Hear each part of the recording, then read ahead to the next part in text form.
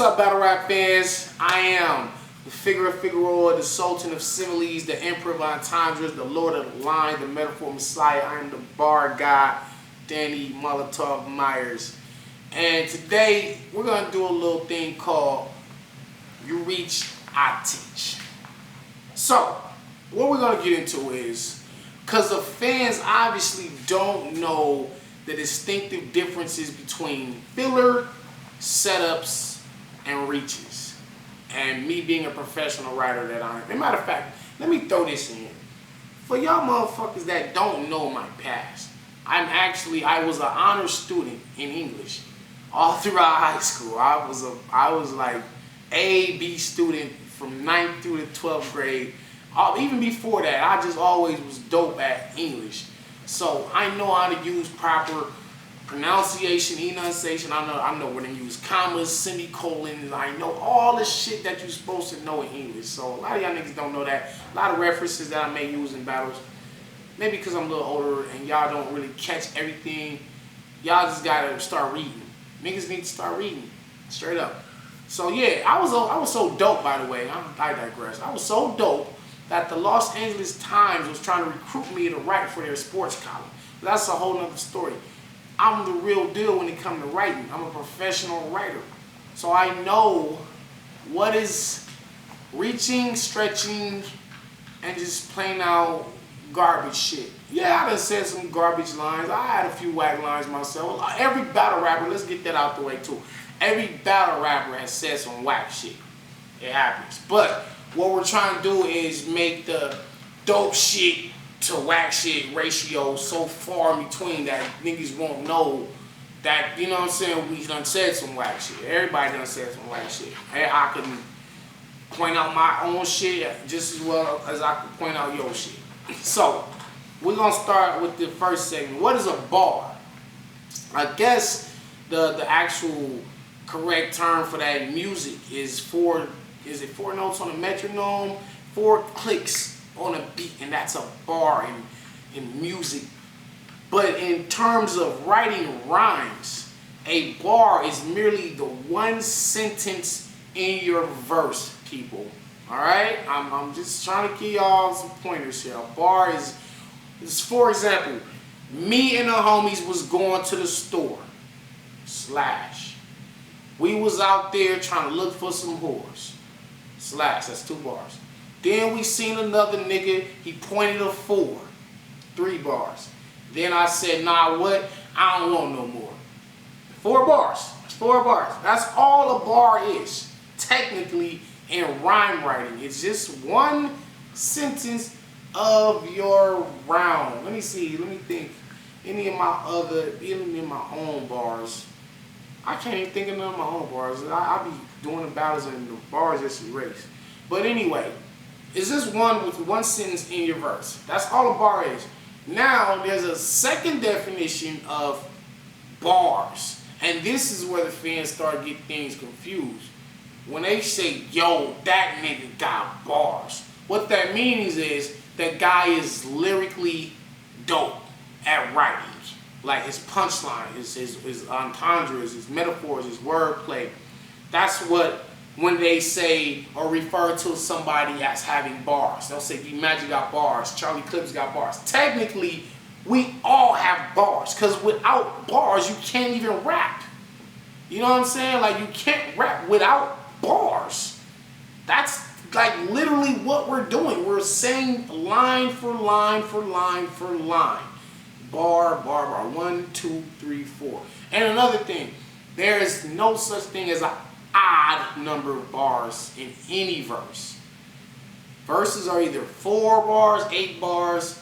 Your average hip-hop song on radio, 16 bars per verse. 16. They have to match. Why is that? Because you have 1 bar and the second bar. You have to have the one that's setting up the next one that rhymes together. Me and the homie was out with a cat. I seen this little girl and she had a bat. 2 bars. That's 2 bars, literally. I know these are very elementary examples, but these are just examples that I'm using just so y'all can get a clear idea exactly what a bar is. Like I said, that's the basic fundamental of what a bar is. But then when you get into the more advanced form of rhyming and writing, that's when they say, yo, dude's son got bars. That's when they're meaning you're dope at what you're saying. Because anybody can say cat in the hat, drum gum, blah, blah, blah. But when you're getting into the more technically advanced part of writing, that's when they say, yo, you got bars, and it takes on a different meaning. So we got that out the way. That was bars. That's all bars is. It's just one line in the sentence. And like I said, all verses are an even amount of bars. So if you hear niggas say, yeah, I spit like 23 bars or 25 bars, then he don't know what the fuck he talking about. Okay? 20 bars, 24, 28s, 26s, 32s, 38s, 40s, 44s, 48s. They have to be even. Otherwise, the rhyme don't end. Like it don't end correctly. Because it'll be a left space if you spit 3 bars. Because I'll say some shit like, I'm rummaging out there with the ceiling. Then I just caught this nigga, caught the feeling. And then me and this girl had some healing. And you leave it there. That's 3 bars. You didn't end the rhyme scheme. You didn't end the rhyme pattern with that last 4 bar. So you can't have 3 bars. You can't have 1 bar. You have to have an even amount of bars. So that's the first one thing I want to get out there. What's the next thing? Oh, filler. Fans, oh God. Fans do not know what filler is. I'm going to tell you what filler is. Okay. Let's just say some shit like, I've seen this. Just don't flame me. I'm just saying dumb shit. I seen this girl and we was talking about Dow Jones. And then I was like, I'm going to your house, but how, Holmes? And then I want to go over there and hit her for some loud chrome.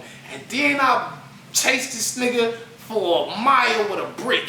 That's a milestone. Okay. That's a whack punchline on the 4th bar. I chase you for 8 blocks with a brick. That's a milestone. You see what I'm trying to go? That's the punchline. All the other, the 3 bars before that was the filler shit. Filler is exactly what it sounds like. It filling up the space before you get to your punchline. It's filling up the amount of time in your round. That's filler. You're just filling in the space there. And that is whack. Okay? There is a difference between filler and setups. You know what I'm saying? So I'm going to use an example of what a setup is leading up to the punchline. Now when you set your punch up properly, it makes the punchline land a lot harder as opposed to you just throwing the punch out there. I hope y'all following me. Like you don't want to just say a bar and then the punchline. You want to set the punch up. Sometimes you can do it in 1 bar and set it, and then you can punch on the 2nd bar. You can use the 1st bar to set it up and then punch on the 2nd. Or you can use 3 bars as a setup. 1, 2, 3, and then punch on the 4th. And then if you set it up properly in these first three lines, these first 3 bars ahead of the punch, if you did it properly, the 4th bar is going to land very hard. And this is where skilled writing comes into play. This is where you have guys like Big Cannon, one of the best setup punchers in the game. You have myself. You have Lotta Zay. You have Charlie Clips. These guys, Big K even, you know, these guys know how to use the 4-bar setup. And what I mean by that is 1, 2, 3, punch. There's guys that know how to do back-to-back punching, which is like how I would say me, Newborn, like where we'll punch on every other bar. Like I really don't use too many 4-bar setups. I'll set it up with 1 line, punch on the 2nd. Set it up on the 3rd, punch on the 4th. So I done spit on the 2nd and 4th bar were my punches. I had 2 punch lines in a 4-bar pattern as opposed to just 1 punch if I had used a four bar setup. I hope y'all following me. Like, I will give you, I can go further in detail in my next video, but I just wanted to point out what punching is on the patterns and on the bars. And then here's a setup. I'm gonna listen to some real quick. Pussy, what you barking for? He ran in his pop's crib. I shot through the apartment door. Big Rock jumped in the way. I let the Larkin roar. He moved, and the bullets tore through Little Rock. That's Arkansas. I'm gonna listen to some real quick. Alright, Charlie Clips versus Tay-Rock. What you barking for? I shot through the apartment door. Big Rock jumped in the way. I let the Larkin roar. He moved, and the bullets tore through Little Rock. That's Arkansas. Alright. Charlie Clips used I wouldn't say a scheme, but it was like he set it up to where he already knew before he wrote those three, he knew his punchline was going to be Arkansas, Little Rock, Arkansas. The correlation is Little Rock, Arkansas, of course, city and state. He knew that was going to be his punch, but he didn't want to just say Little Rock, Arkansas, because then it just falls flat. He had to set it up properly. So he goes by he's knocking on the door. Tay-Rock's father opens the door. That's Big Rock. He shot through the apartment door. He moved out the way, and the bullets went through Little Rock. That's Arkansas. And that was genius because he set it up by using Big Rock. Then it set up to Little Rock. That's how he got to the Little Rock, because he had your mind thinking Big Rock, and then what comes after that? Little Rock, Arkansas. He rhymed the words properly and accordingly. Larkin roar, apartment door, Arkansas. The syllables are matching. The syllables are matching. I'm gonna speed up. I'm gonna get through that. That's a setup. That's a setup. That's not filler. Filler is when you're saying lines that have nothing to do with the punch. Do you understand what I'm saying? The three lines before the fourth bar, they had nothing to do with the punchline. So if you correlate these three lines before the fourth, that's a setup. You're setting up to get to that. All these lines make sense. The three lines, they all intertwine and they create a story and they create an image in the fans' minds. And that's how you punch crazy. That's how you punch very hard. Instead of Charlie Clips just saying Little Rock, Arkansas, people were like, oh yeah, that was cool. But he set it up properly. So that's a setup. Filler is just filling in lines to rhyme with Arkansas, and now it no longer makes sense. It doesn't relate to Little Rock. If he had just said, if Charlie Clips just said, I let the Larkin roll, and I shoot through your apartment door, then I'm gonna hit Little Rock, that's Arkansas. It's still a cool punch, but it's not as dope because he set it up using Big Rock going down to Little Rock, and he told a story. So that's a setup. That's the difference between setups and filler. Fans, you gotta know that. Now we're gonna get to the art of reaching. Now this shit has become an art now. It's called reaching, and what reaching is when you're trying to. Well, first of all, let me explain it. When you're doing wordplay, and we're all doing it, you're using words that are different, but they all sound alike. They have different meanings, but you're rhyming them. And that's when you're doing wordplay. You're telling different parts of the story, or you're doing different punchlines using the same sounding word. But what makes it creative is you're not even using the same word. To the fans, it sounds the same, but these are all different words. If you just use the same word over and over, that's not creative. That's not wordplay. Wordplay is when you're using different words and they sound alike. Now what a reach is, when you take two words that they sound alike but they really don't, and you're trying to mesh these two words together to create one word or one image. The famous two examples that we all know is umbrella, umbrella.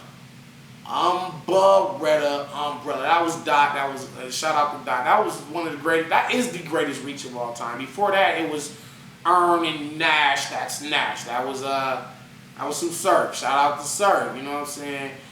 I'm sure these guys will give you their own explanations of what they meant, but to the average fan and to a person like myself who actually writes this stuff, I write rhymes. I know words, you know what I'm saying? We're gonna go. To figure out what we're going here. We're gonna go to the bar Bible. Yeah, we're gonna go to the bar. I don't know if y'all can see that, but we're gonna go to the bar Bible. This was written by the bar gods. I found this in the cave. Yeah, I was exploring. I found this. It just happened to be bestowed upon me. I said, what is this? The bar Bible. So now we're gonna go into this. What is the reason? Let's see. Bar Bible, chapter 33, verse 16. Oh, there we go. Let me give you an example from the bar Bible. Let's take the word button on the shirt, and butt on. So here is something a reacher would say. I'll run up on you with that 45. You better get your butt on. No. I said I'll run up on you with that 45 and put it on your button. See what I'm saying? I see where he was trying to go with that. Button, butt on. Button, butt on. That's a reach. Because you're trying to make button and butt on the same word. And that is not the same word. You're reaching. And I think the analogy is, if you're trying to connect two words, let's say here's a cliff and here's another cliff, and you want to bring these cliffs together to make a walkthrough so niggas don't have to jump to the next word. So you're reaching over and stretching the word to make it connect when it really don't connect.